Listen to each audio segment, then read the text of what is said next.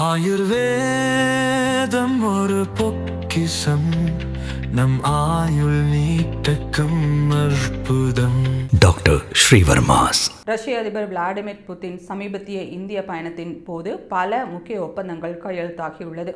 குறிப்பாக தமிழகத்தின் கூடங்குளத்தை இந்தியாவின் மிகப்பெரிய அணுசக்தி மையமாக மாற்றுவோம் என புதின் உறுதி தெரிவித்தார். இந்த நிலையத்தின் மொத்த 6 அணு உலைகள் அமைக்கப்படுகின்றன. இதில் 2013 மற்றும் 2016 ஆண்டுகளில் தொடங்கப்பட்ட 2 உலைகள் தற்போது செயல்பாட்டில் உள்ளது.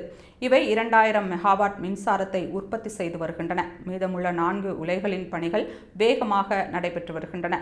ஒவ்வொரு உலையும் 1000 மெகாவாட் மின்சாரத்தை வழங்கும் திறனுடையதால் 6 உலைகளும் அணுமின் நிலையத்திற்கு ரஷ்யா வழங்கும் ஆதரவு மீண்டும் வலியுறுத்தப்பட்டது.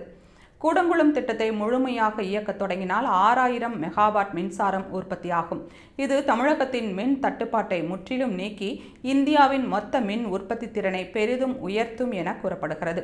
புதின் வருகைக்கு முன்பே 3வது உலைக்கான அணு எரிபொருள் கூடங்குளத்தில் வந்து சேர்ந்தது.